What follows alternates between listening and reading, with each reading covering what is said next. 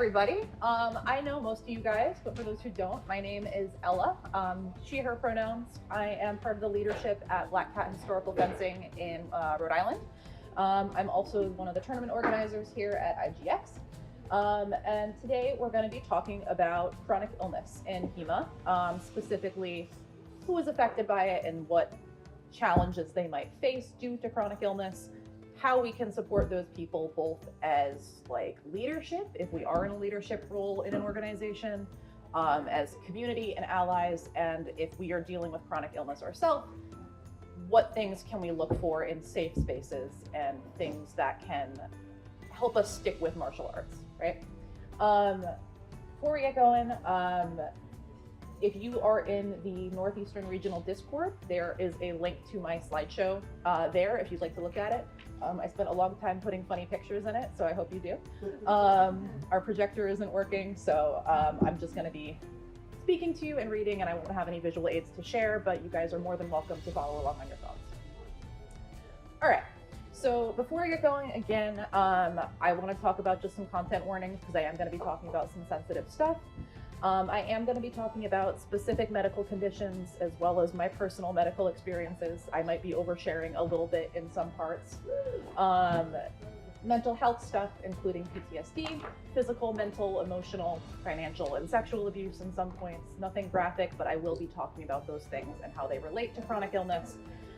Physical and mental trauma, and systemic and social oppression and discrimination. Ableism, sexism, transmisogyny, racism, ageism, classism, fatphobia, bunch of stuff. If it's a kind of oppression, we're probably going to talk about it today. Mistreatment of marginalized people by martial arts organizations specifically, as well as COVID-19 and its continued impacts on people. So if you're sensitive to any of those things, I'm not, like I said, I'm not going to be going into graphic detail on any, but we are going to be talking about those things on like an academic level. I will try to give warnings before I jump right into saying specific things. A little bit about me. I have been doing HEMA since I was 14. I founded Black Cat with my good man Shane over there in 2023. I also started working for IGX that same year. And that whole time I have been dealing with chronic illness. I have been chronically ill my entire life. I grew up with family that was chronically ill as well.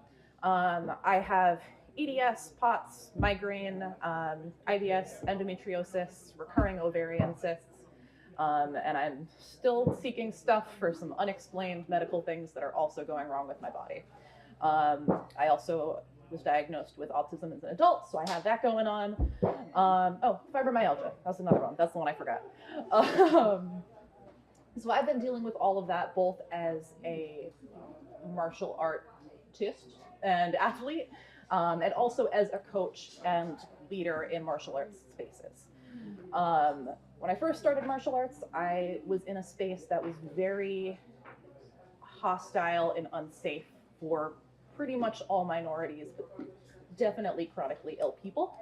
They're very resistant to kind of allowing adaptation or accommodations. It's kind of like an all or nothing kind of space. So if you can't go hard all the time and keep up with the best fencers, you're kind of left behind.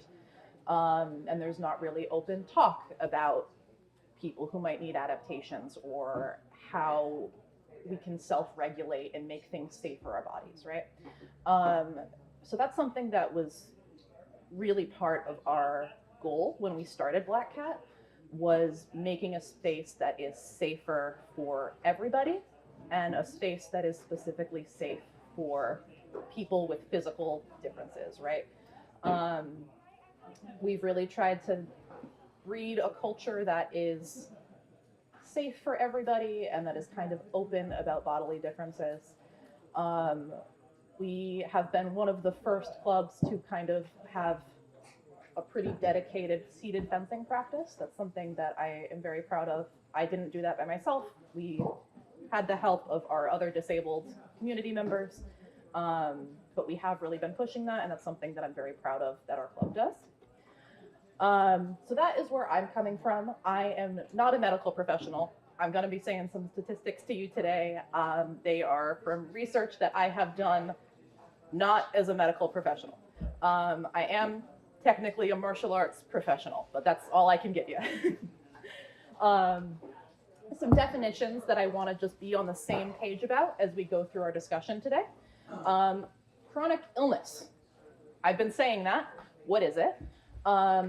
We are specifically going to be looking at physical chronic illnesses. There are conditions that are mental that are also chronic. That is not what I'm talking about specifically today. When I say chronic, I mean long-term, right? This could be a lifelong condition. It could also be something that is affecting you for many months or years at a time, but you might not have forever. But some kind of physical health condition that is affecting you for an extended period of time, right?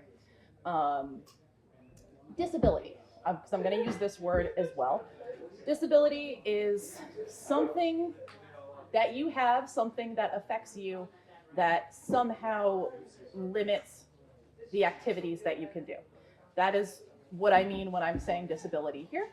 That can be a huge range of things. That can be things from, like, if I have chronic fatigue, maybe I can't do as much without making myself extremely tired and exhausted and burnt out.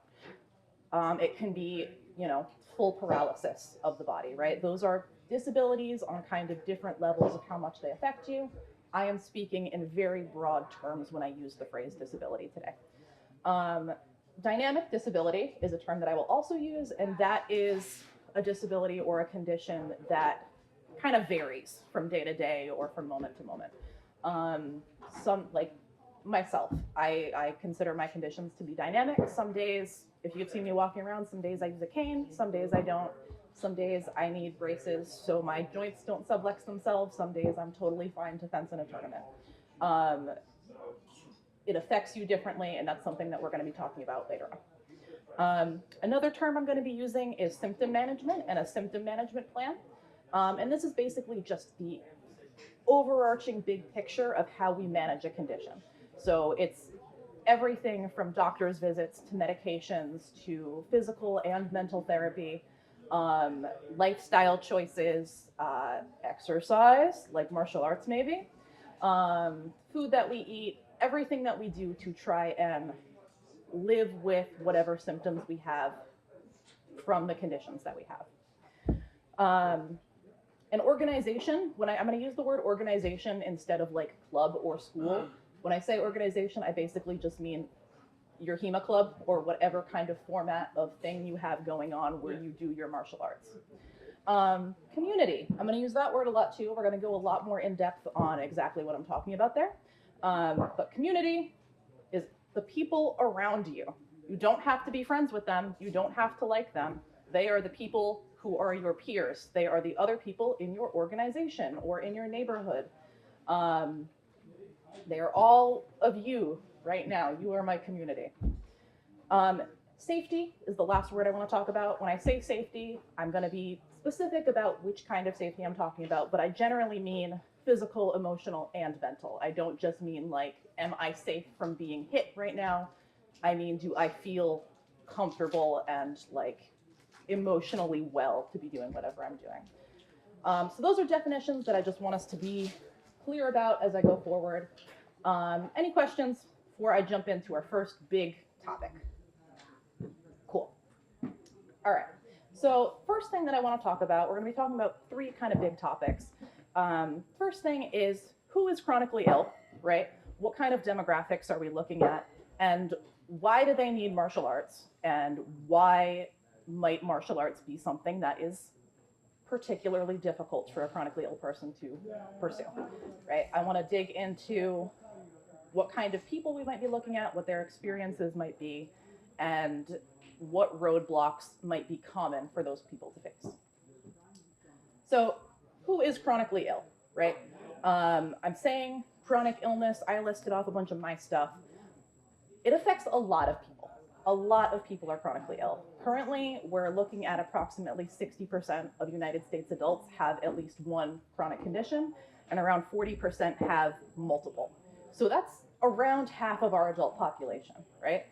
It's kind of easy to think that that number might be lower when we're thinking about just like the really scary conditions that are like you're bedbound or you're in the hospital. But there are a lot of chronic illnesses that aren't as obvious and that are probably affecting people around you or you, and you might not identify it as like a chronic ongoing condition. I'm going to use endometriosis as an example. That's something I have. At least 1 in 10 assigned female at birth people have endometriosis, and around 1 in 10 trans men have endometriosis. That's a pretty big number, and it's probably lower than what's actually there because endometriosis can only be diagnosed surgically. So that's just the number that we are aware of. Asthma, diabetes, migraine are all also considered chronic conditions, right? I think most of us know people with at least one of those things, right? So super common. And chronic illness can affect anybody, right? Age, you can be young or old, your sex, your gender, your financial or lifestyle background, whatever you have going on, anybody can be chronically ill, right? It's not something that is specific to one group. Having said that, it does disproportionately affect certain groups of people. There's the phrase that kind of gets tossed around sometimes that says disability doesn't discriminate. It does a little bit, and it's against the groups that you might think of when you think of a discriminated group. First, I want to talk about chronic illness and gender. In this section, I'm going to be using some binary gender terms.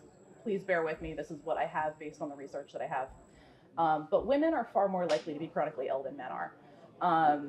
Men typically have shorter lifespans, but women are more likely to become chronically ill at any age and stay chronically ill for their longer lifespans. They have higher rates of fibromyalgia, asthma, arthritis, dementia, osteoporosis. Those all affect men, but they affect women at much, much higher rates. They're also more likely to have multiple chronic conditions.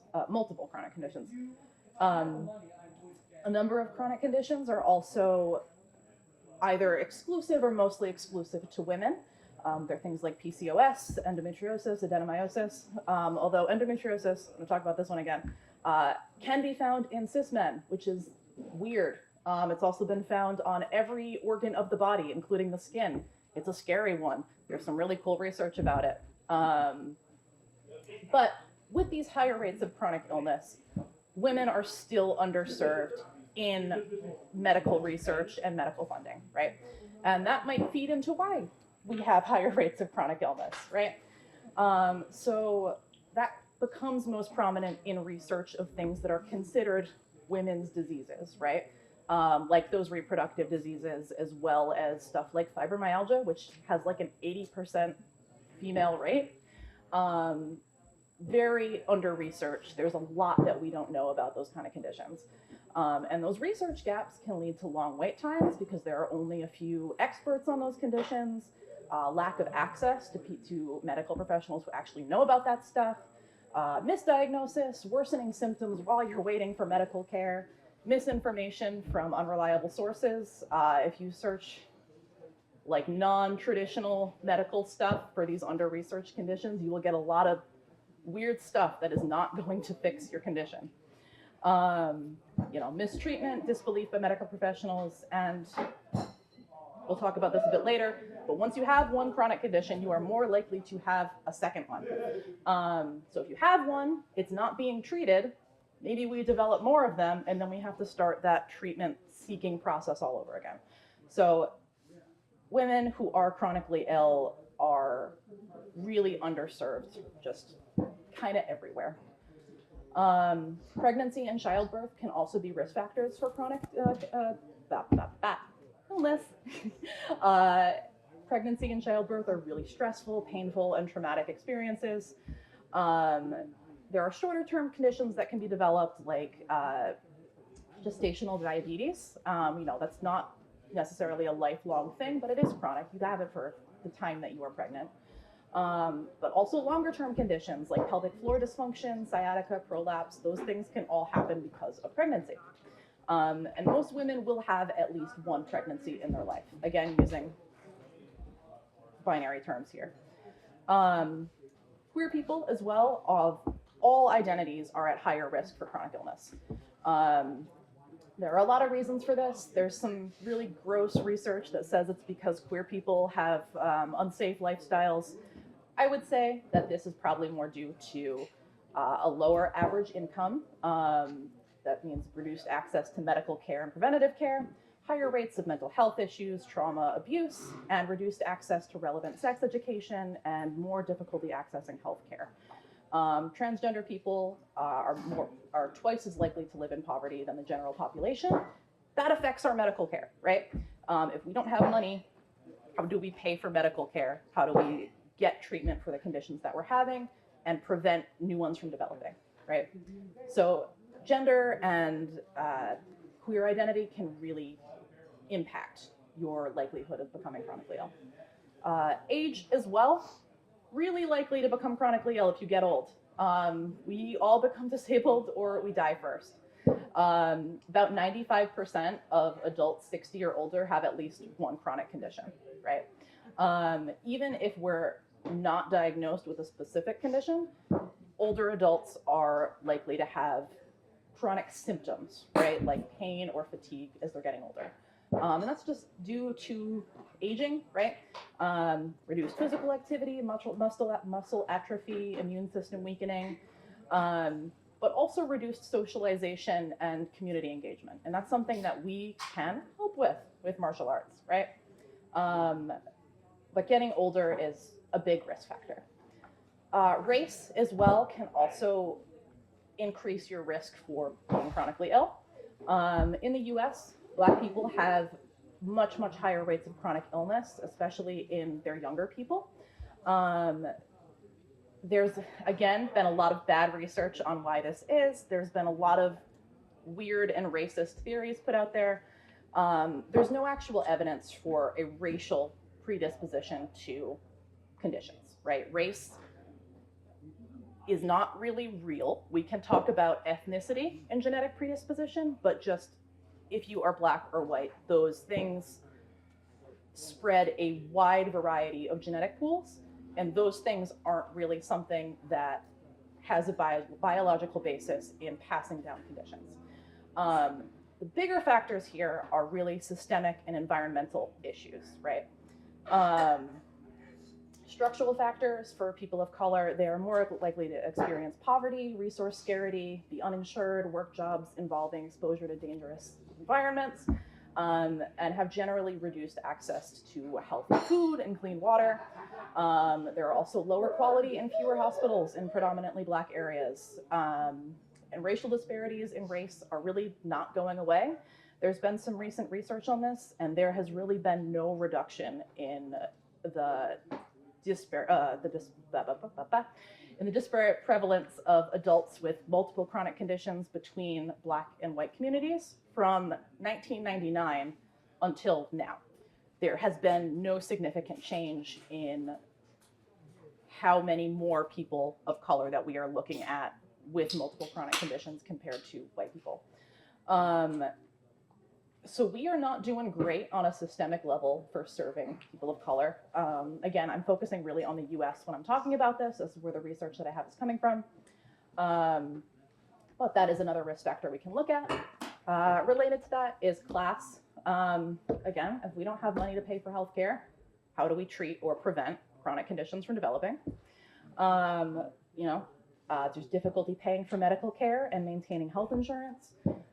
If you don't have the money to go to the hospital, you're going to let things build up. You are going to not engage in preventative care until it's really unavoidable, right? Until your symptom severity is so high. There are environmental factors here too. If you don't have a lot of money, you're going to have reduced access to healthy food, clean water. You're going to have worse medical facilities. We don't put our nicest hospitals in poor neighborhoods. And you're going to be more likely to be exposed to environmental pollutants and dangerous work environments. So these are all bad things when it comes to remaining healthy. Inversely, if you are chronically ill, you are more likely to experience poverty. Being chronically ill sucks, and it can be very expensive. You've got medical bills, Paying for your treatment plan can take a lot of your money. Emergency visits, right? Regular doctor's appointments, procedures, surgeries, physical therapy, mental therapy, medical devices, mobility aids, specialized diet and exercise plans. All of these things are expensive, and they can be part of someone's necessary upkeep for their body and their life, right? They're not like luxury items. So if you are chronically ill, it's very possible that your like baseline money that you have to spend is a bit higher than if you were not. There's also the potential reduced ability to work. I have not been able to work a full-time job since 2021. I am not a reliable employee. I can't do it. There are too many days where I wake up and I can't get out of bed. And if I am working full-time hours, I have to sacrifice every other part of my life to get to those full-time hours. That makes things hard. That makes making money hard. The US disability welfare system is also very bad. It bars so many disabled people from receiving any benefits. And those who do are kind of subject to a savings and income cap. You are not allowed to have any upward mobility if you are on disability welfare. So choosing between working less, making less money, working not at all, and going on disability, it's a rough choice that a lot of people have to go through. Either way, it's not good. Last thing is mental health, right? Chronic illness or physical illnesses are really tied to our mental state, right? As well as neurodivergence. That's something that I've heard a few jokes about it this weekend that we are all very familiar with in HEMA is neurodivergence. But we really need to be especially mindful of these demographics, people with past trauma or neurodivergence or mental health issues, as these are the people who are probably coming to martial arts for some of the most like sensitive and personal reasons, right? People absolutely come to martial arts because they've had a traumatic event and they want to feel good and confident in their bodies, or they want to gain skills for either defending themselves in the future, or even if it's not coming to that, feeling like they are safer in their bodies. That is something that a lot of people come to us for. And serving people who have any kind of mental trauma can help us serve chronically ill people as well, because those things can be very tied together. We're going to have a little circle again with this one, like we had the chronic illness class little circle. We're going to have the mental health chronic illness one as well. Chronic illness can lead to mental health issues. It sucks. It's scary. It is bad to develop a chronic illness. It is not a nice experience. It's isolating. People lose social connections, right? They fall out of contact with their family and their friends because they may not be able to keep up with all of the stuff that they used to do, right? It's financial strain, and losing jobs or not being able to work as much anymore is extremely stressful, right? Receiving medical care can be mentally and physically traumatic as well. Dealing with doctors, especially if they are not believing you, or they are not giving you the care that you need, or they are not able to find answers that help you, is awful. There's also physical things that can happen in the medical environment, right? We can have poor reactions to medication. There can be botched treatments, a traumatic procedure. Even if it goes well, surgery is traumatic. It's not nice. And it's very stressful, right? All of these things just pile on top of each other. And if you have a chronic illness, you are more likely to be dealing with stuff like depression and anxiety. Again, inversely, mental health issues can also contribute to developing chronic illness, which is not a nice cycle. There are some conditions which can be, I'm going to use the word triggered, or I guess catalyzed. They can cause the start of symptoms for certain conditions to appear if we experience a traumatic event. This doesn't happen all the time, and it happens very differently for different people. But things like fibromyalgia, CIDP, and other neurological things can be kind of catalyzed by a traumatic experience. Periods of high stress, abusive relationships, major acute illnesses, those can catalyze these things to start. It's not perfectly understood why that happens, but there's something in our nervous system that sometimes reacts bad. My own fibromyalgia stuff started after I had COVID in 2021.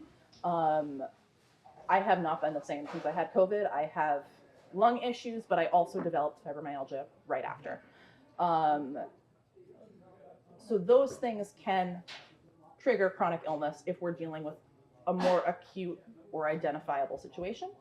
But we're also just increasing our risk factor if we have kind of any history of traumatic experiences or mental health issues. Those with childhood trauma are at a very increased risk of developing chronic conditions as adults. And pretty much anybody with PTSD is at an increased risk of developing a chronic condition. So are neurodivergent people. Autistic adults have really disproportionately high rates of chronic pain, hypermobility, dysautonomia, which is dysfunction of the nervous system. Connections still being studied, but some common theories include a possible genetic link, higher rates of traumatic experiences like abuse, and disparities in health outcomes compared to neurotypical people. So again, mental health stuff, very tied to physical health stuff. I lied, there's one more thing I want to talk about, and that's COVID. You guys all have to take a test today. I'm proud to have made that policy possible. COVID's still around, and it sucks, and it is a mass disabling event, really. In 2018, less than half of the US adult population had a chronic condition. Afterwards, like I said, that number is over 60%. Long COVID, POTS, fibromyalgia, stuff like MCAS or chronic fatigue syndrome are conditions that are commonly developed after having COVID. COVID can also make existing conditions worse. Like I said, my lungs have never been great, but they are much worse after COVID. About 19% of US adults had long COVID in 2022. Y'all are definitely familiar with the current political climate, but we're not doing great research that is readily available on those numbers today. But we do know that COVID has a really high risk compared to other similar illnesses to lead to a chronic condition or a chronic illness in people. That's what really separates it from like the flu, right? Even though the death rates have come down and they are on a closer level to something like influenza, the potential to disable people who have had it is so high, and that's what makes it really different, right? There are high risk things that can really, that can lead to death, that can affect people who are at high risk, but the potential to cause disability is why we need to be really careful about it. Keeping our chronically ill athletes safe, right? We got to be conscious about that. A lot of them are going to be high risk. Masking in public is a really cool thing, guys. If you stop doing it, you don't have to be embarrassed to start doing it again. You are not only protecting yourself, but the people around you. I'm not wearing one right now because I'm talking to a group and I'm moving around, and I would not be able to catch my breath with one on. So I don't wear one during exercise or public speaking, but I wear one in public at all other times. And I think it's really fun and cool. And if you wear a mask, you're really hot and awesome. And thank you. So those are the people we're looking at, right? Typically, why do they need martial arts, right? Why do we need to include them? Why do we have to care about them? We should care about everybody. But why is it our responsibility to make spaces safe for them, right? And why do they need it? First thing is martial arts can be a great part of a symptom management plan. Exercise is really good for you, even if you are disabled or if you have a chronic condition. With doctor's permission for the specific size of exercise you're doing. It's a great part of preventative care and a healthy lifestyle just for people in general. It is great as symptom reduction for certain conditions, like strength training for hypermobility is a big one. It can improve physical health, mental health, mood, and just your overall well-being. And martial arts is a great form of exercise. It's fun, you get community, and it can be pretty effectively adapted for different ability levels. That being said, exercise is very hard. Misinformation, getting a workout space, getting the equipment, learning new things, sticking to a routine, finding good mentors, being motivated, trying to be active while you are dealing with your physical conditions is really hard, right?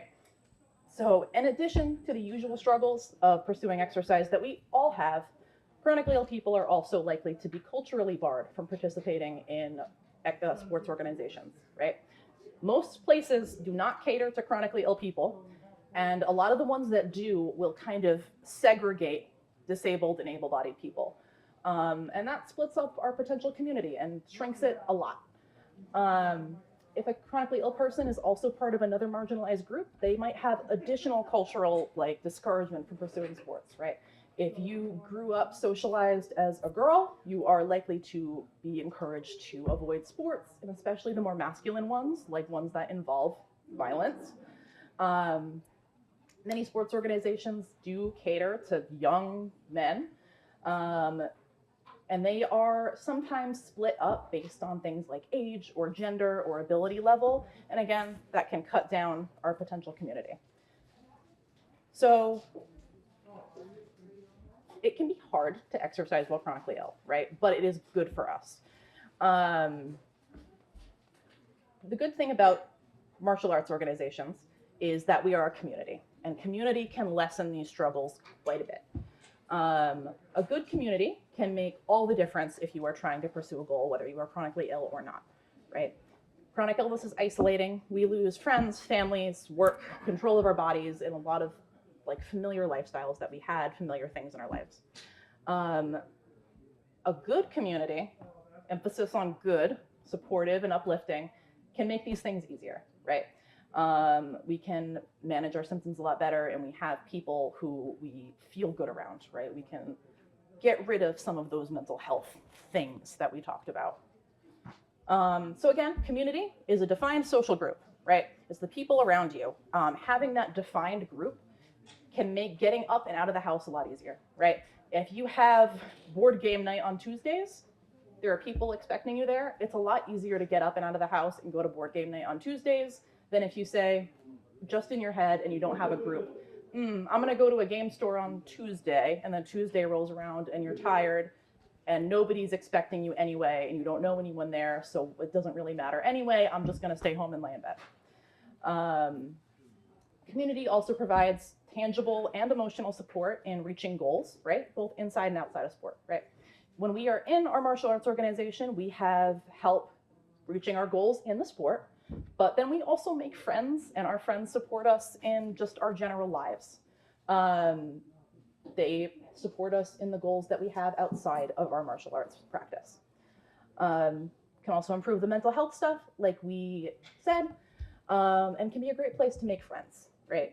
Community is just generally good for everybody, especially for people who are chronically ill. Another thing that we can gain as chronically ill people through martial arts are skills. Skills are really fun.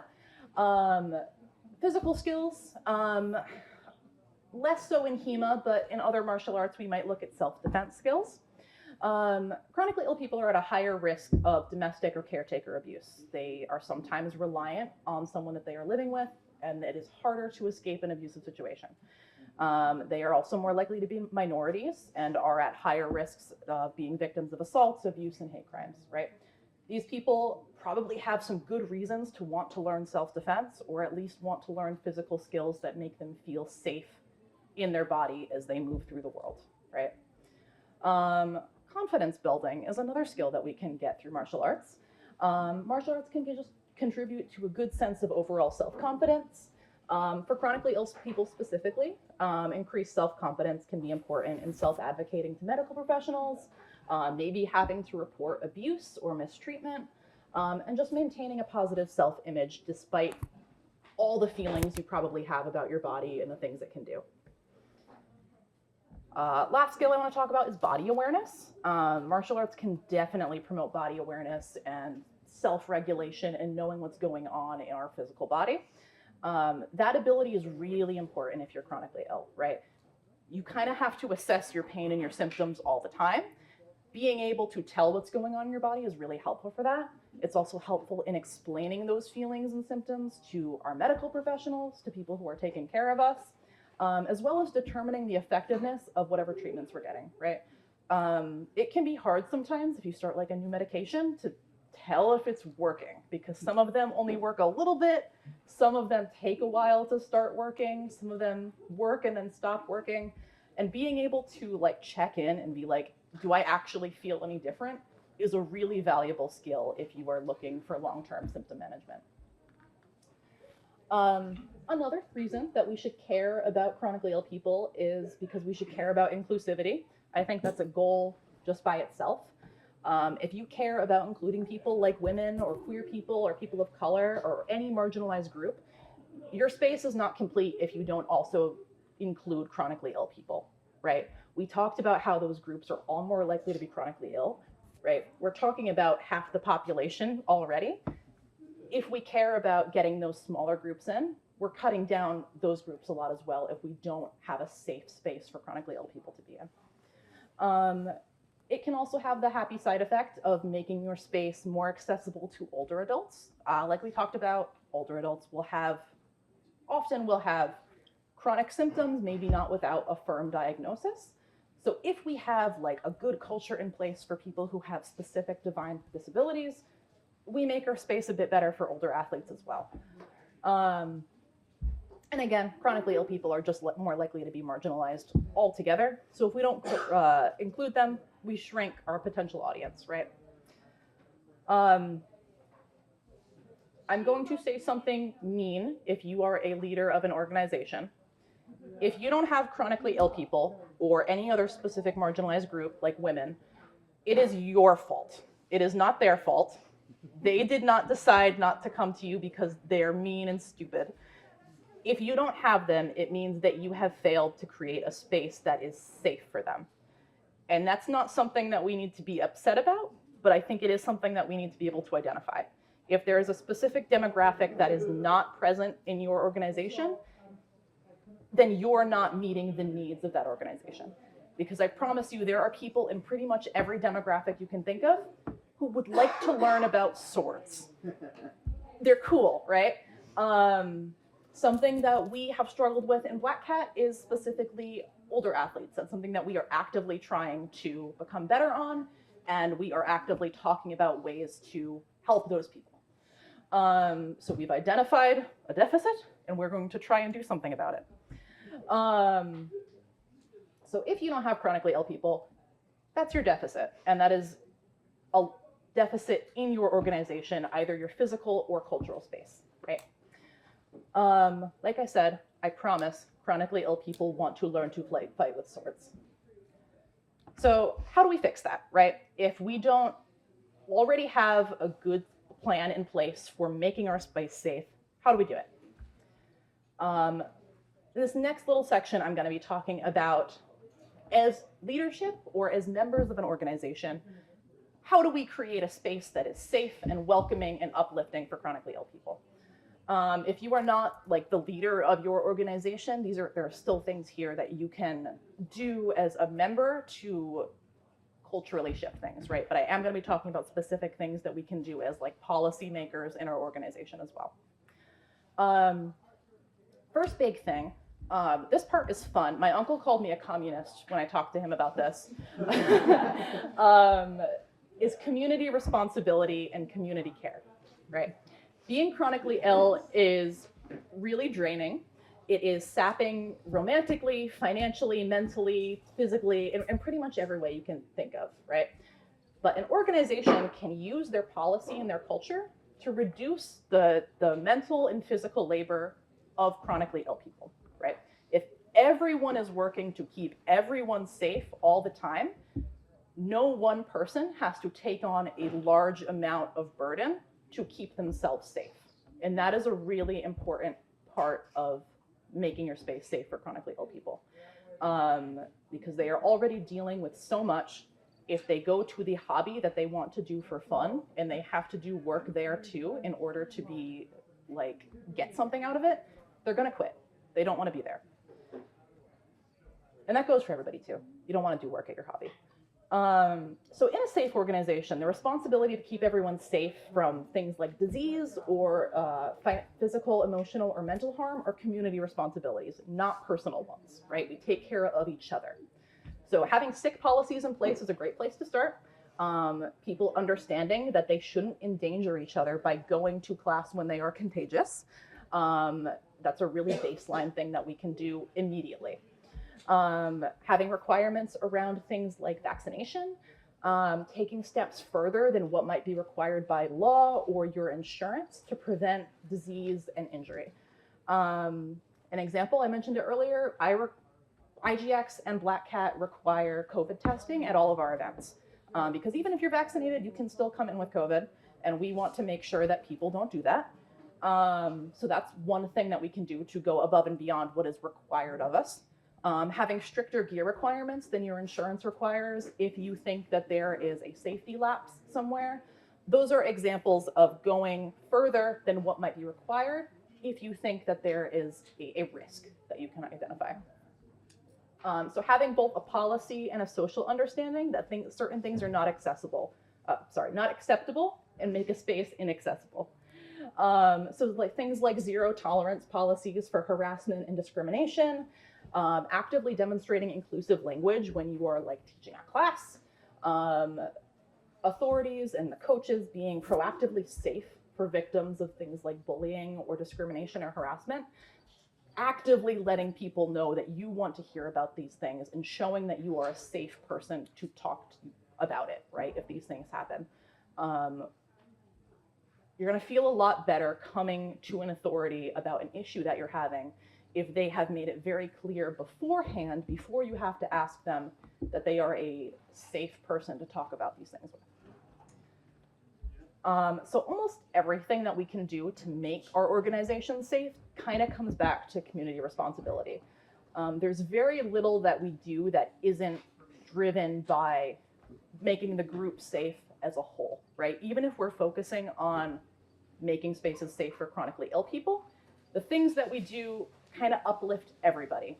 It puts a little bit more work on everybody, but takes away personal work quite a bit, and it makes everybody a lot safer and a lot more comfortable in the space. So it is the job of organization authorities to think consciously about these policies. Like, why are we doing these things? Is there a specific group we're trying to target? But it's generally things that will benefit everybody, right? So there are kind of two environments that I want to talk about. One is a cultural environment, and the other is a physical environment. I want to talk about the cultural environment of your organization first, right? This is the mental, emotional, and social conditions and the structure of your organization. So these are things that are demonstrated by leadership, but also reinforced by organization-wide behavior and policy. So things that we can do to create a safe cultural environment are body neutrality and not body shaming. This is a big one. While anyone can be any size or shape, chronically ill bodies are not unlikely to look a little different, right? We might be overweight or underweight. We might have comparatively low muscle masses or have some kind of physical deformity or some kind of uncommon body type. So if we allow body shaming in any regard, we open the door for people to be mocked and harassed for physical attributes related to their disability, right? So if we allow stuff like fat shaming and body shaming in general, we kind of open the door for ableism to also creep in, which both are bad, but it does affect chronically ill people on kind of two levels there. So people also come to a martial arts organization to better themselves physically. If we're shaming them for their physical body while they are there, it's less safe and it's less likely that they're going to continue, right? It can be very beneficial to talk about bodies openly and neutrally. I think going and taking steps to normalize different kinds of bodies is a really good thing. but it can't turn into mocking, right? If you're on my slideshow right now, the example I have written here is that Grumbus is tall, so she can use her reach to her advantage in the thrust. That's okay. That is honest, that is true, that is neutral. I'm not making a judgment about Grumbus's body. That example I have here is that Grumbus and her freakish gangly alien arms can reach right over her opponent's weapon. I passed judgment. I said mean things about her long gangly body. It wasn't nice, right? So changing the ways that we talk about things can normalize different kinds of bodies, different things that those bodies can do, without saying any certain kind of body is better or worse than another. Related to this is the romanticization of injury. This is something I see in martial arts all the time, and I really, really don't like it. Promoting like reckless recovery methods or romanticizing your injury or like your battle scars happens all the time, and it sucks, and it especially sucks if you are chronically ill, right? This is returning to like full participation before you're medically cleared or you're physically ready, refusing to seek medical help because you can handle it, ignoring injuries, bragging about how little sleep you've had or how little food you've had, right? Competing or engaging in intense stuff while you're like actively sick or injured. This stuff is not healthy behavior, right? The normalization of that kind of behavior can make a space feel unsafe for chronically ill people who are not able to withstand the same mistreatment of their bodies. Yes, you are mistreating your body if you do these things. These are not healthy things for you to do, and it will catch up with you at some point. Some chronically ill people may try to keep up with that kind of thing, but they may suffer injury or long-term harm because of it. Participating while sick or injured also makes an environment safe for other people. If you're coming in and you are actively coughing everywhere and you're contagious, you are endangering everyone around you. You are doing a bad job of your community responsibility things, right? So the way that we can kind of cut down on this, other than just like policy in place of like, don't send pictures of your broken legs to the group chat kind of thing, is modeling good behavior as leadership. It's important for your students, your other members, or whoever to see you actively doing the good behaviors for your own body. That's not pushing through injury, right? Being upfront and honest when you're not feeling well. I teach classes at Black Cat. Sometimes they will see me come in with a cane and I tell them, I am not fencing today. I am not feeling good. This is why, and it's okay. And I'm still here and I'm gonna hang out with you guys. Letting organization members see you adapting practices is also really good, right? If we're injured or if we're dealing with some kind of condition flare-up, we can adapt exercises. We don't have to necessarily sit out of practice completely. And it's good for people to see you doing that because then they know that it's an option and they know that it's not shameful to do that. Shutting down talk about injury romanticization or reckless recovery practice, right? Even if they're jokes, we should try not to do those in front of the people we are teaching because they do take what their authority figures say to heart, right? Proactively talking about healthy recovery practices, right? If people are getting water breaks, as the coach, you can go take a water break. People will see you getting water and they will say, wow, my coach who I respect so much gets water. I should also drink water. You can do that and it's a very easy thing and it does work, right? If they see you eating a snack because you said, man, I'm hungry and I'm feeling low on energy, I'm gonna eat a delicious apple right now. They will say, wow, when I'm low on energy, I can also eat a delicious apple. They respect you and they will do what you do. And again, having adaptable practice options in place for those who are chronically ill, injured, or not functioning at 100% at all times is a great thing.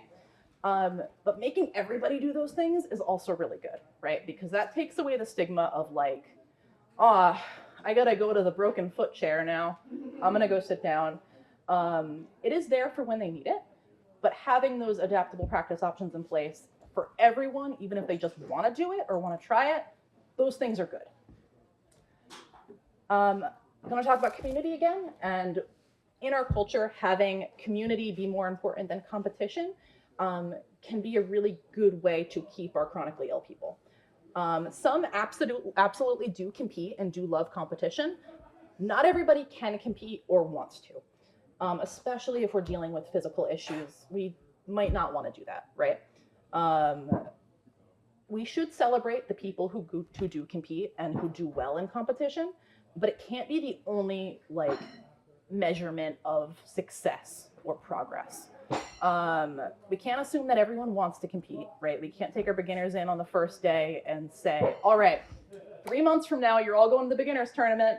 I'm expecting all of you to do well, right? So having lesson plans that aren't always designed in service of competition, right? Having like multiple different things that people can get out of your lessons is a really good thing. Asking about people's goals, supporting all their goals. At Black Cat, we have goal setting nights where we have a little worksheet where we write down what goals you have, and we find ways to work towards them. And that's one way that we have people come up with things, markers of progress, other than just, I want to win the big shiny medal next month. We also want to avoid creating internal competition. So like pitting members against each other, things like a belt system, I don't really like. If your system doesn't require one, I think it's best not to put one in there. Because then even if you don't frame it as like, ooh, who's gonna get to the purple belt next, right? You feel it when you don't progress as fast as the other people, and you do compare yourselves to them, and you do have kind of this contrived competition, even though you're not actually competing and you're not actually winning anything, right? So those things can help support everyone despite, no matter what their goals are. And that can be especially good for chronically ill people who might have slightly different goals, or their goals might have different timelines or different paths, right? Having adaptable activities as a standard, I mentioned that a minute ago, is also really, really good. So making your lesson plans adaptable and accessible as the default, instead of waiting for someone to say like, man, I'm not coming to practice today because I broke my wrist, so I can't fence ever again. Having something in place, having an option in place for them to work around their injury or whatever their condition is, can be really good things. That way you are ready to go and you are ready to adapt for them. It also makes it clear that anyone who becomes temporarily disabled, right, for an injury or maybe a condition that isn't necessarily lifelong, still has a place in your organization, right? So this is good for people who already have a disability, also good for people who are not yet disabled. I say yet because, again, we become disabled or we die first. They know that they are not going to be pushed aside if they ever need adaptation. We also want to be welcoming and encouraging of people using mobility aids and their medical devices in your training environment. It's not great if people feel like they need to hide their disability or their medical equipment in your training, right? Because then they're probably not functioning at their highest ability if they don't have all the support they need. So we want to not single people out for that and make it clear that that stuff is welcome. And we can work with their users to determine what's the most effective and safe way to incorporate them. And that's going to be different from person to person, right? But if we design curriculums with adaptations for things already in mind, that is probably the best way that we can design our curriculums. We want to work to satisfy the needs of our membership as it already exists, right? So we think about, okay, is there anyone with specific accommodations that I already know about? You definitely want to hit those. You don't want to skip those. But it's also good to think about common accessibility things that maybe you don't already have, but you might see in the future. That way you're ready if somebody comes in. If somebody comes in and you haven't already planned, then you can deal with that when it happens. But if you already have something in place for someone to come to you and say, I have this specific restriction, can you help me? And you already have ideas floating around, then you're ready to go and they think you're so smart and cool, right? So things like seated fencing, again, I love that. I think it's super fun. I think it's something that everybody should try. Variations with less gear or less movement for athletes who have conditions affecting their heart rate or their lung capacity or their endurance. different warm-up options for different intensities or different warm-up needs, right? Or different amounts of mobility in the limbs. Having all that stuff in place are just good general baseline things for when you're designing your curriculums. A really cool thing that we can do, because we have communities and we talk to each other and we're all friends, is we can ask our disabled and chronically ill athletes what they need, right? If we don't know, you can go to them. I'm going to talk about this in 1 second. When we ask them, we should not be asking them to do our job for us if we are coaches. It is not their responsibility to adapt your sport. They are coming to you to learn your sport. They don't know how to adapt it. You're the one who knows how to do your sport, and you're the one who is teaching it. It is your job to figure it out. However, we can ask them, what do you need? What problems are you encountering? And if they want to, emphasis on want to, they can help come up with solutions, but it is not their responsibility to have to come up with solutions. They can provide you with the struggles they're facing, and then it is ultimately on you to help them, right? And to keep them progressing and to fix those things for them. Again, encourage able-bodied athletes to take part in and learn about adapted activities. Adapted activities should really be normalized as a standard part of the environment, not something we break out when somebody, has a big accident.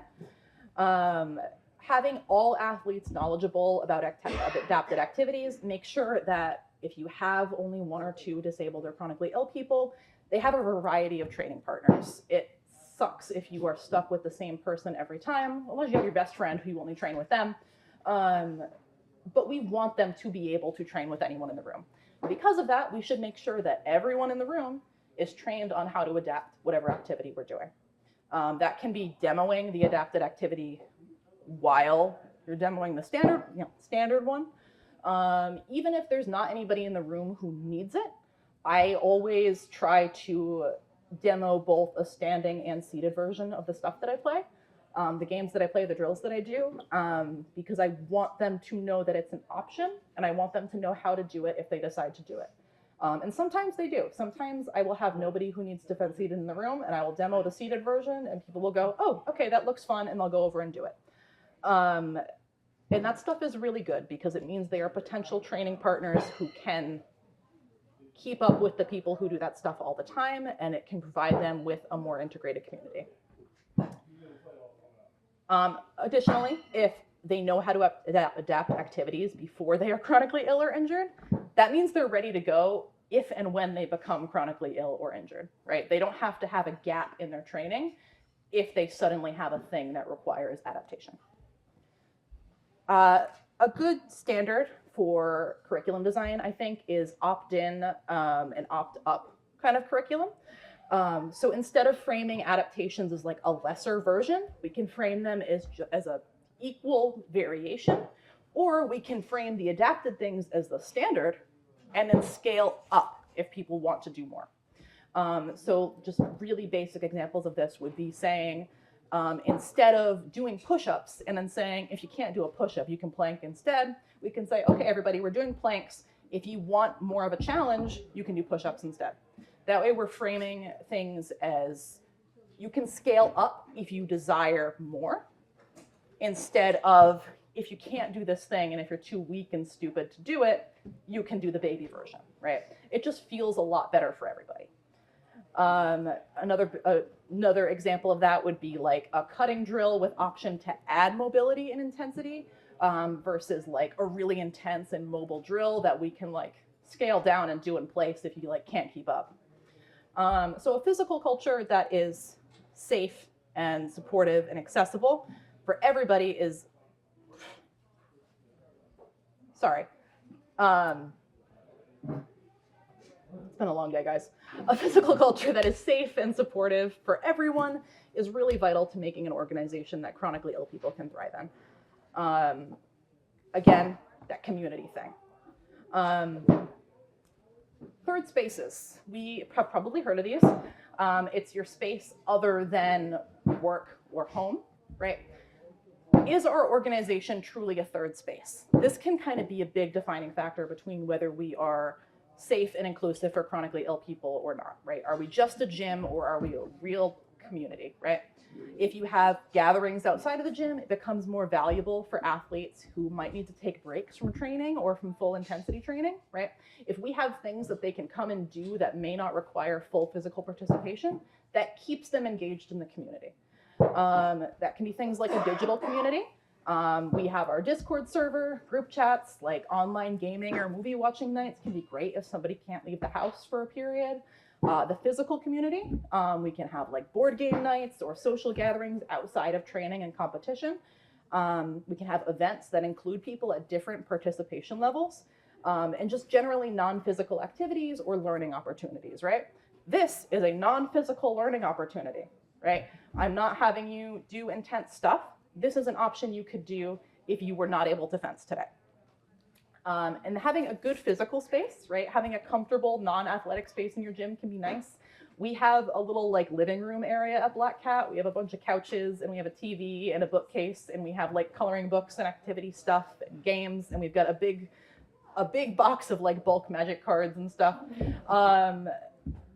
It gives people something to do if they want to show up to practice and hang out and spectate, but they can't maybe participate at all or to the highest level at that time, right? We have a lot of people who come in and just hang out during practice if they aren't feeling well enough to do whatever we're doing.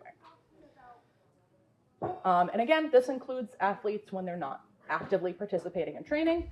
When they're on a medical break, right, we can encourage them to still attend practice and to socialize and spectate. They should be encouraged to participate at all levels, right? We can do spectating, we can just do solo drills, we can do just slow cooperative drills, we can do everything but sparring, and we can do sparring and competitions and all the intense stuff, right? But we can have people who participate at different levels, and all of those levels can be treated as just as valuable as all the others. So your physical space should be inclusive and comfortable for spectators. It's not nice if you go to spectate and you have to stand in the corner and there's nowhere for you to sit, and there's no space for you to move around. And we don't want to shame athletes for attending training sporadically or taking long breaks. We want to encourage them to spend time with the community, but if they're missing practice, we don't want to say, man, you suck, you never come to practice, we hate you, you're not even a real part of like the friend group, like why do you even come at all? Because we want to value the times when they are there. Last thing we can do for our cultural aspect is to build up all marginalized voices, right? Building up and supporting marginalized athletes can make chronically ill athletes feel safer and allow them to better thrive. As we've talked about many times, chronically ill people are more likely to be part of other marginalized groups. So supporting all marginalized voices shows that an organization is safe for growth and community and that discrimination is not welcome. This can look like a lot of things, right? We can celebrate Pride Month. We can organize events for marginalized groups. Having a diverse coach base and hosting diverse coaches is a really big part of it. When I go to a space and I don't see any women in leadership positions, that's a little bit of a red flag for me because it means that your women are not making it to the highest level, right? You want to see diverse people at pretty much every level of your organization. Openly talking about disparities in sport, right? We don't want to harp on it and be like, oh, our disabled athletes go through so much and they're so brave and they're so, but being realistic about the struggles that people face is not a bad thing. Being just blunt and honest about, yeah, hey, I've experienced sexism in martial arts. That's not a bad thing. It makes that stuff normalized to talk about. Featuring minority athletes in your advertising, not tokenizing them and not only posting your one disabled person all the time, but making them an accurate part of when you depict your group online, right? Promoting opportunities for minority athletes as well. If somebody else is running a URG tournament or if there was a retreat or event for athletes of color, being like, hey guys, there's this cool thing, you should go there. Those are good ways to build up marginalized voices. I'm going to talk about common mistakes really quick, because I did just mention like tokenizing your person. Chronically ill people and disabled people are often subjected to the exceptional disabled person narrative. When we talk about chronically ill athletes, we really try to avoid that. Those good minority narratives kind of harm everybody, and it makes your space less safe for minority athletes. Chronically ill people don't need to be medalists to deserve respect. They don't need to be good at fencing to deserve respect. They deserve the place that they have in your organization. Doesn't matter if they are like some prodigy that like you've uplifted to win it all despite the odds, right? They deserve your space. And again, we don't want to overdo it on tokenizing people when we're posting stuff. We want to accurately reflect the makeup of our group. If we have one person of color in our group, they should not be every single post you make, just so people know that you have a person of color and you're not actually an entirely white group. Accurately portray it, right? If I showed up to an organization because I saw like a ton of women on their Instagram, like, oh, they've got a big female base, and then I show up and I am the only woman there, I'm like, oh, these guys were weird about women and also they're liars. I'd rather them just post the men that are there, and then I know what I'm getting into when they're not lying about who's actually there. We also want to be proactive in learning about our marginalized communities and the type of language we use with them. We want to try and stay up to date on what kind of language might be considered offensive. It's not the responsibility of your marginalized community members to tell you, hey, that thing you said is actually a slur. We should try and find out about these things beforehand. And if we do make a mistake, we should correct that, right? We shouldn't be accidentally saying that slur 5 or 6 times before we get it. So taking special care to get feedback from your marginalized community members, that's just good practice overall. We should always be open and accepting and encouraging of feedback from everybody, but we should be especially mindful of it if, you know, your only woman comes and she's like, hey, I have some concerns, right? Because there might be more going on there. We should also be safe to approach about these things. Again, being proactively aware and showing that you are a safe person, and then reacting well if they do come to you, right? If people are coming to you with feedback, we don't want to make a big deal about it. We want to validate those feelings, think about what issue they are addressing, and then ways that we can fix it, right? Unless you're awful, it's probably not a personal judgment on you. And if it is, then you should be better. Navigating mental health is another aspect of our cultural environment, right? We talked a lot about mental health and how it can affect chronically ill people. We want to openly discuss mental health and our relationships with our emotions and our trauma and our feelings. And our policy and our coaches and our training partners should prioritize consent, and they should prioritize the normalization of talking about those things. We don't want to re-traumatize our athletes. If they're coming in with past experiences, we don't want to violate their consent and hit them in places they don't want to be hit.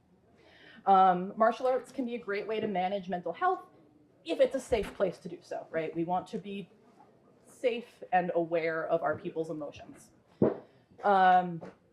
Again, chronically ill people also more likely to be neurodivergent. So as organization leadership, we should be aware of and accepting of social differences, and we should be adaptable in how we teach things, right?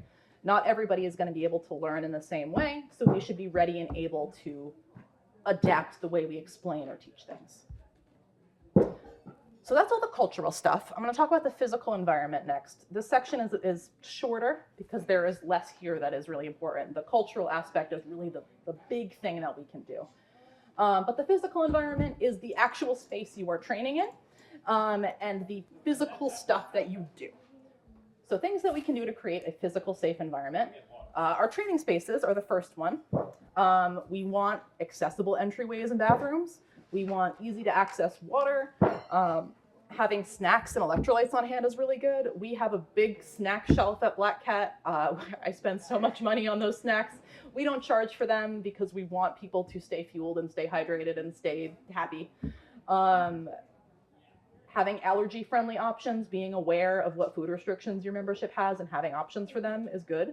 Comfortable seating, again, varied seating options. Some people might need different kinds of things to sit on, so having different things is good.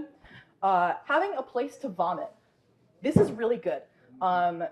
Sometimes people will vomit for various reasons. A lot of them may be having to do with chronically ill stuff.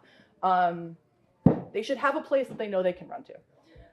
Plentiful first aid supplies. We got to be ready to handle an injury if it happens. Air conditioning and windows if possible.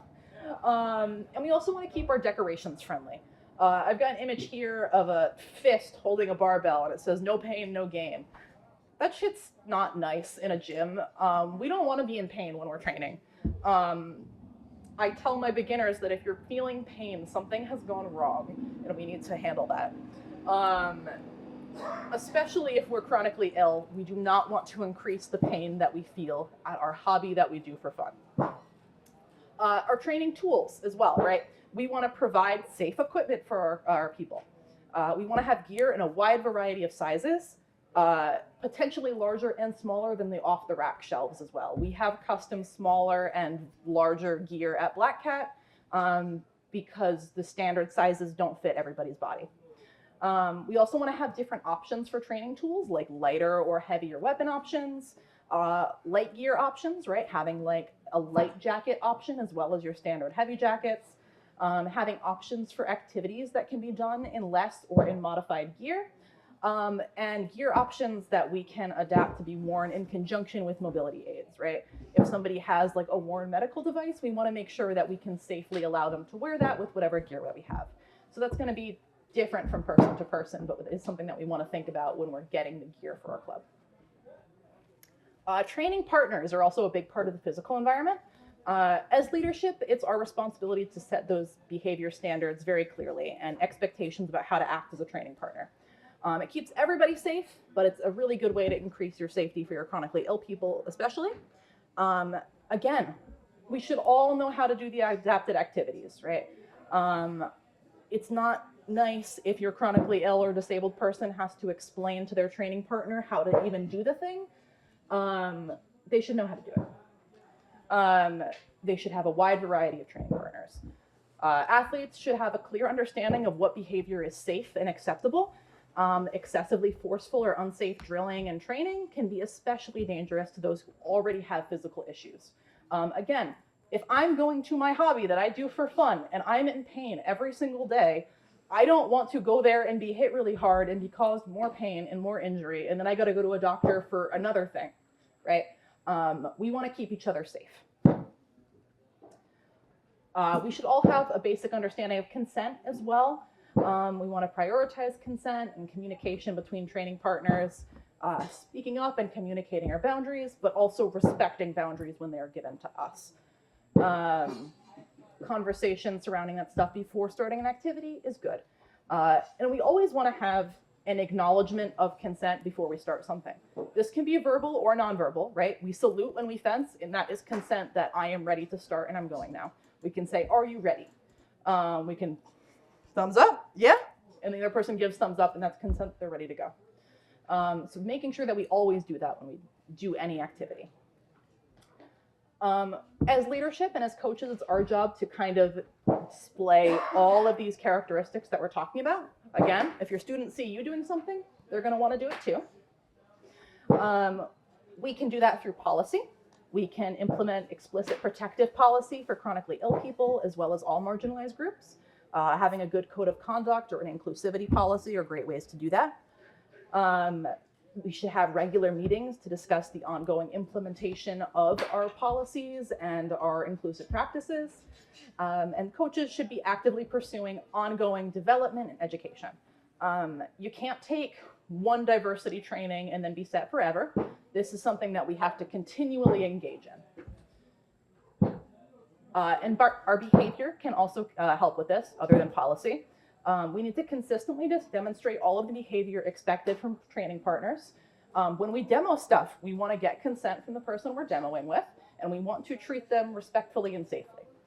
Also, again, demonstrating good self-care and self-regulation. We're enforcing water breaks, we're taking part in them, we're talking openly about injury, physical health, and respecting your body cues. We're letting athletes see you taking extended breaks, participating in adapted activities, and just generally taking care of yourself. And when we interact with chronically ill people, there are some ways that we can do that safely and the ways that we can do that unsafely. We can include our chronically ill and disabled athletes in our activity demos. We want to demo those adapted activities for all athletes. And if they are able to, include them in the not adapted demos as well. We want to ask them for input on their needs and how the organization can support them, because everybody's going to have their own needs, whether they're chronically ill or not. But again, we don't want to overstep boundaries in asking about medical information. We don't want to put the labor on them to fix their problem. It is our job to fix the problem of our sport not having an adaptation in place already. And we also want to uplift them to become coaches or senior students. If you have chronically ill or disabled people in leadership positions, you're going to have a lot easier time making good decisions for chronically ill people because you already have a voice in the room when you're making decisions for your organization. And I think that goes for all demographics and all minority groups that you have in your group. Financial policy is another thing we can do. Again, chronically ill people are more likely to live in poverty. How you approach charging these people for your time and your organization can kind of affect whether they stick around or not. There are different funding models we can look at. We can look at like a set payment, a sliding scale, a monthly versus yearly versus per practice payment with maybe discounts. We can look at grant funding for your organization for you to support people who don't have the money. There are need-based financial aid. For that, I would really recommend not needing proof of income or of financial need. I take people at their word. A lot of people who are disabled don't have stable income, or they work in the gig economy, and they have a difficult time producing proof. I know when I'm asked to prove my income, I have a hard time doing that because I get a lot of little amounts of money from a lot of different places. You have discounts for marginalized groups. Do you have an organization fund to support those who can't pay full price? Do you have a pay what you can model? Those things can make things more accessible for people who don't have the money to pay a ton of money for what you're doing. Important considerations is how you're legally structured. Are you for-profit or nonprofit? Do you charge for extra stuff like gear rentals, drinks and snacks, private lessons? I would recommend no to all of those things. Do you allow people to continue going to practice if you can't pay at all? If someone says, I lost my job, I can't pay at all, what do? Do you still let them come to practice and skip payment for a while? I would recommend yes. We have some people who have stopped paying for a little while and started again when they can. And we're prioritizing their engagement in the community over whether they can give us money. All right, and the last thing I want to talk about, we've got about 10 minutes left. This part is going to be short because we have covered most of the things that I want to talk about. But this last part is about thriving in martial arts as a chronically ill person. This part is the shortest because community responsibility. It's not on you to make yourself thrive. It is your community's responsibility to give you the resources you need to thrive. Firstly, if you are chronically ill, I want you to understand that you are capable of pursuing a martial art or any other sport. If you have struggled to maintain an athletic study, it's probably because the organization that you are a part of did not support you well enough. It is not your fault. Chronic illness, we all have different things that we might not be able to do or that we might have to adapt, but it doesn't inherently prohibit all engagement in sports.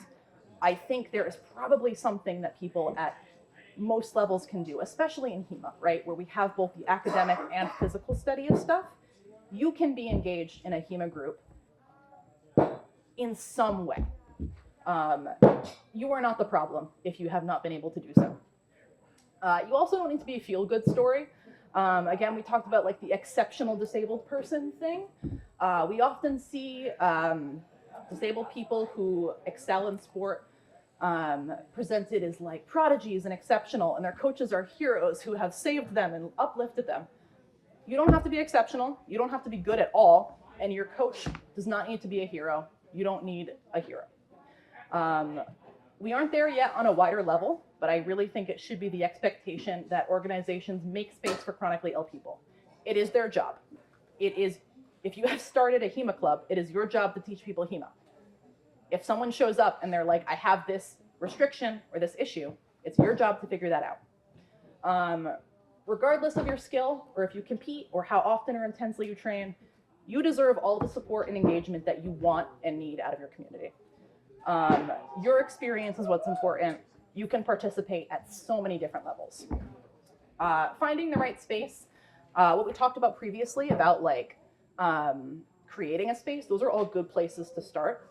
But we want to take into account both interests and our conditions when we're looking for a martial art or an organization. If we have difficulty holding heavy objects, maybe we stay away from pole arms and longswords and we choose a lighter weapon. If we have issues with a lot of hypermobility or joint dislocations, maybe we don't do wrestling forms with a lot of joint manipulation. I personally can't do heavy one-handed swords like saber or arming sword because my fingers dislocate and I get a bum wrist. So I don't use them. I stick with other weapons. Making goals for your martial arts practice. This isn't always necessary, but it can be helpful to give you like your own path when you're pursuing a martial art. Do you want to compete? Do you want to learn about history? Do you want to just feel good? Do you want to be more active? These are all things that we can think about when we're choosing an organization and when we're choosing a sport to go into. When you're looking at spaces, it's likely that they may not currently have all the accommodations you need. Ask them if they are willing to try. If it's anything other than like, yes, absolutely, let's figure this out right now, they might not be a great organization for you if they're not willing to at least try and make things work for you. If they do already have like other disabled or chronically ill people there, that's probably a good sign, especially if they have them in leadership positions or in more advanced spots. Again, when you are asking if people are willing to adapt for you, it's not your job to adapt their sport for them if you are going to them as a student. If we can't find a good one, there is the option, taking into account your own energy and capacity might be limited, to create a space. It is possible. It is hard. I did it. I had a lot of help. I don't work full time. I don't have kids. I don't have a lot of other responsibilities. I was very privileged in being able to do that. But catalyzing or getting other people together to start an organization, whether that's digitally, in person, just a study group, is an option if we can't find a place that is already good. Self-advocacy and allyship. If our needs aren't being met, we might have to advocate for them. If there's something that's not being met by your organization, you're gonna make them aware of it. They might not be aware of it. Once they're aware of it, if they don't do anything, that's a bad sign. And it's gonna tell you a lot about their priorities. If you can identify a potential solution, it's good to share it. And a safe organization is going to listen to you and honor your voice. If you tell them something is wrong, they should take that as a way to improve and not a slight against them. And if they don't, maybe that's not the safest organization for you. Our non-chronically ill allies and peers can help us in that advocacy as well. They might be listened to better, even though that's shitty, or people who have been in the martial art longer. And last thing I want to say is just managing symptoms. Like I said, exercise and martial arts in general can be great ways to deal with physical and mental symptoms. It can help us with self-regulation and self-assessment. We want to respect our bodies in the gym, though. We do want to be proactive about this and not injuring ourselves or making our symptoms worse. Lots of breaks, being smart about what we do and what activities we participate in, keeping up with our hydration and nutrition are all really important. And our mobility aids and medical devices in the gym, if you need them, don't be ashamed to bring them to practice with you and use them however you need to during your training. Again, if your organization makes you feel shame about that, they are probably not a safe organization for you. In a safe community, you should not feel the need to hide your disability or your needs. And remember, this section has been the shortest because community responsibility is the big thing. If you are chronically ill, your community should be there to support you and reduce the labor that you have to do to keep yourself safe. We should be keeping each other safe. And that's all I have for you. Thank you for being here. I love you all. Any questions before we head out, or any comments? Yeah. Are there already any sources for altered technique training in HEMA? No. I do have some recommended reading and sources. As far as I know, Black Cat in Rhode Island and Swordwind in North Carolina are the only two HEMA clubs anywhere that practice seated fencing, like actively. I am happy to talk to you about what we've developed and we've learned, but it's really sparse. We're kind of in a stage where I think people are starting to like want to have adaptations, but we don't have like good places to go. We've been taking a lot from Olympic parafencing as one place to start, and finding creative solutions for like other adaptations. When I fence with rapier, I tie my hands to my sword because my thumb dislocates. So if I can go like this, I don't have to press and it won't dislocate. So it's been a lot of like making things up. Oh, sure. Yeah. Yeah.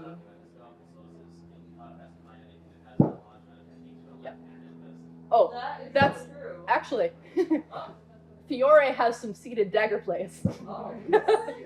Oh. Yes, he has how to get somebody while you're in a chair. I love it. Yeah. But again, my slides are on the Discord. I do have some recommended reading linked at the end. I have a couple of books on chronic illness and about sports psychology, as well as some podcasts and some HEMA-specific sources you can look at if you want to learn more or talk to people who are actively doing this kind of adaptation. Yeah. Anything else? Yeah. I just have someone who I kind of has done an adaptive HEMA course. Was Mike Gilding. Okay. He was down around DC. Yep.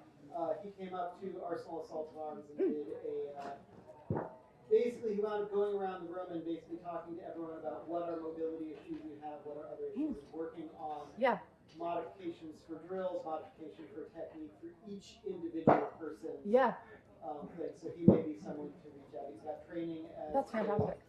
a physical therapist, as well as his own experience in martial arts and other things. Yeah, that's fantastic. Yeah, that's good to know. I had not heard of that. Yeah, I know there are some clubs that have done like adaptations for like specific fencers.